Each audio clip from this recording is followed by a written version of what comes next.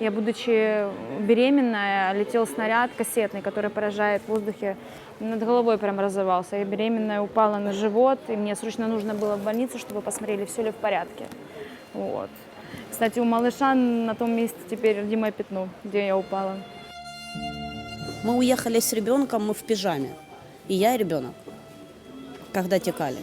То есть ни вещей с собой мы не взяли, ничего. Я схватила паспорта и все.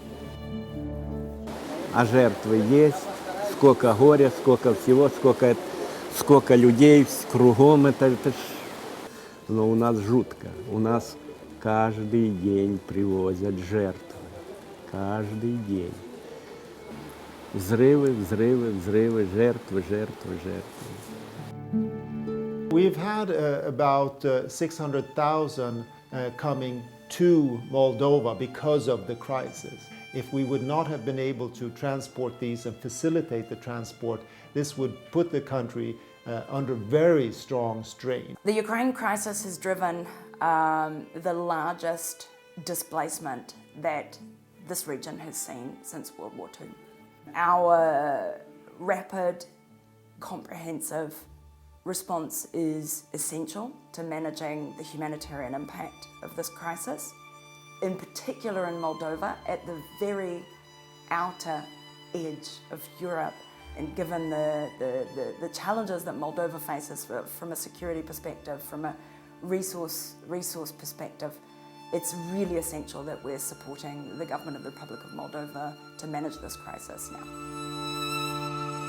And the first days, it was thousands of them. First days, we even had in one day 3,000 of them transported from Palanca to Bucharest. If there is some shelling, some bombings, number of them increasing immediately. Here we're speaking about the bus service that is there. There is also the flight service that is there for even more vulnerable people. Here we're talking about bedridden people who are in wheelchairs or have specific health needs. So there is two kinds of very distinct transportation services. As of now, just over 670,000 people have entered into Moldova. Of those, around just over 90,000 are thought to remain here. By far the majority have passed through Moldova. Those that remain here, though, do so for a number of reasons. There are various reasons for them staying here. Maybe they have relatives, maybe they have property across the border. Maybe they cannot go any further. And therefore, IOM and other partners are trying to support the refugees and the people fleeing the war to stay here, and at the same time also help the local communities, because the vast majority of the people fleeing the war are staying in private homes here.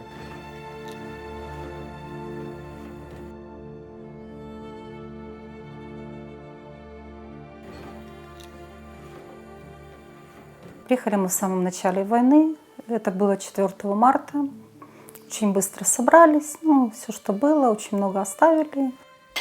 Дочка одна плакала, вторая плакала, третья просто мне сказала: собирайся, потому что я не могу, она меня умоляла просто уехать. То есть приняли очень хорошо, помощь была. То есть мы почему и переехали сюда, что мы хотели как-то наладить свою жизнь ребенка и свою личную жизнь. Бабушка у нас, естественно, она у нас читает газеты, я ее там беру в разных организациях, приношу книги, она там читает постоянно. Станислава учится, а мы с Женей ищем работу, ездим на собеседование. Здесь очень много есть компаний, которые предлагают собеседование по вопросу работы. Естественно, у многих очень вот эта тема знания румынского языка. Поэтому мы приняли сейчас изучение конкретное. Moldova has taken in per capita more refugees than almost any other European country. It's in the top countries in terms of the generosity of its society, because those refugees are hosted by families, by households.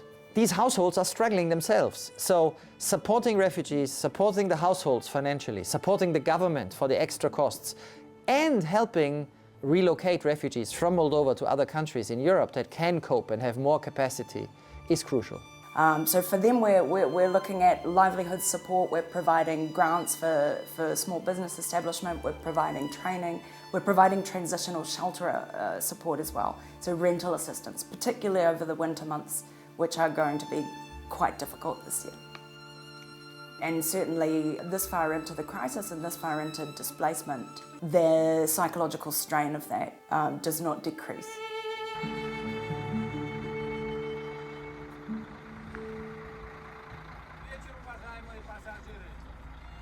We also distribute food for them on the way, food packs for passengers, and for the winterization season, blankets may be provided for them because it's getting cold.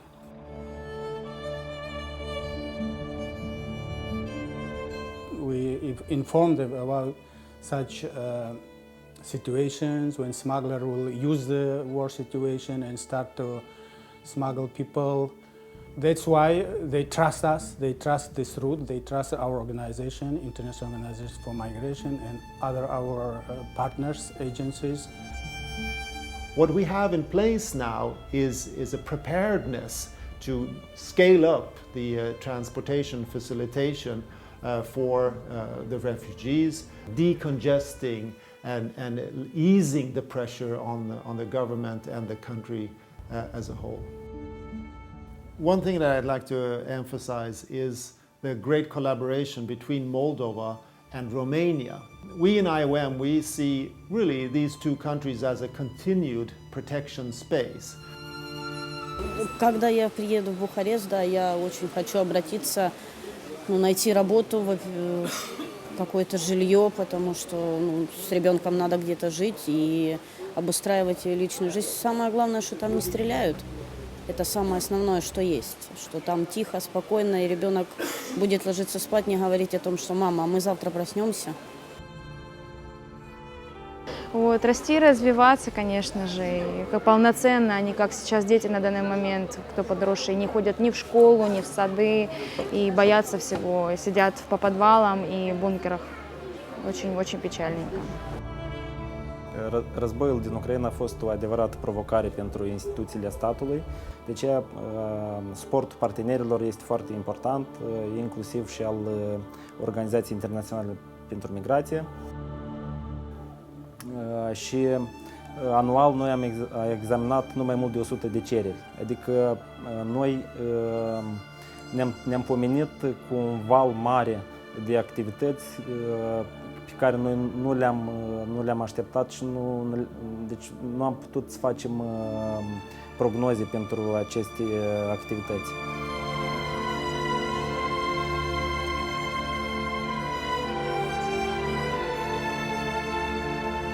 There's a strong effort on giving the local communities where the people fleeing the war are staying. So we're supporting the municipalities, what are the specific needs in terms of this increased population coming in here, and for Moldova to continue to be a safe haven and a support as much as it can in this massive humanitarian crisis that we're seeing still unfolding and certainly will for many years to come.